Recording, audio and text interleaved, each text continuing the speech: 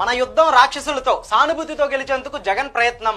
సానుభూతితో గెలవాల్సిన అవసరం జగన్మోహన్ రెడ్డి గారికి నిజంగా ఉందా? బేషరత్తుగా జగన్మోహన్ రెడ్డి గారు నా 5 ఏళ్ల పాలన చూసి మీకు నచ్చితేనే ఓటేయమని చెప్పి ఓపెన్ గా బహిరంగ సభల్లో చెప్తుంటే ఇంకా సానుభూతి ఎక్కడుంది? రాజకీయాల్లో సానుభూతి ఎలా పొందాలి, అలాంటి డ్రామాలు ఎలా వేయాలి, అలాంటి జిమ్మిక్కులు ఎలా చేయాలంటే అందరికీ గుర్తొచ్చేది మన బాబు చంద్రబాబు. అసెంబ్లీలో ఎవరు ఏది అనకుండానే మీ సతీమణిని ఏదో అన్నారని చెప్పేసి బోరున ప్రెస్ మీట్లు పెట్టి ఏడ్చి సానుభూతి పొందాలని చూసింది ఎవరు? ఈ బాబే కదా. అలిపిరిలో బ్లాస్ట్ జరిగితే 6 నెలల పాటు కుడి చేతికి తగిలితే ఎడం చేతికి కట్టుకట్టుకొని ఎలక్షన్ లో 4 ఓట్లు దండుకోవాలని చూసి 2004లో చతికిలు పడింది ఎవరు? నువ్వు కాదా? కనీసం నీ 14 ఏళ్ల పాలనలో ఏం చేశావో అవి చెప్పుకొని అంత దాకెందుకు 2014 నుంచి 2019 దాకా టీడీపీ పాలన చూసి ఓటేయమని చెప్పే దమ్ము ధైర్యం ఈ బాబు గారికి ఉందా? ఇంకొకడు సింహాలు కాదు పందికొక్కులు వైసీపీపై పవన్ ఫైర్. అబ్బా, ఈ పవన్ కళ్యాణ్ మాటలు చూస్తుంటే కొండను చూసి కుక్కలు మురుగుతున్నట్టున్నాయి. అసలు మన స్థాయి ఏంటి, మన పార్టీ స్థాయి ఏంటి?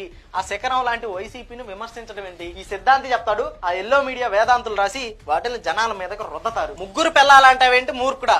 ముగ్గురుంటే ముగ్గురనకి ఏమంటారు? నలుగురు అంటారా, 10 మంది అంటారా? ముగ్గురున్నారు కాబట్టి ముగ్గురే అంటారు. ఎందుకు ఉన్నదంటే అంత ఉలిక్కిపాటు? ఈయన అప్పుడెప్పుడో 2014లో పార్టీ పెట్టి అప్పటి నుంచి చంద్రబాబు నాయుడుకి ఊడిగని చేస్తానే ఉన్నాడు. ఈ ఎలక్షన్ అయిపోయిన తర్వాత ఆ బీజేపీలోనో టీడీపీలోనో విలీనం చేసి పూర్తిగా కాశీ యాత్రకు వెళ్తాడు. 2 నెలల కిందట ఋషికొండలో 2 ఎకరాలకు పైగా స్థలం కొనుగోలు చేసిన నందమూరి బాలకృష్ణ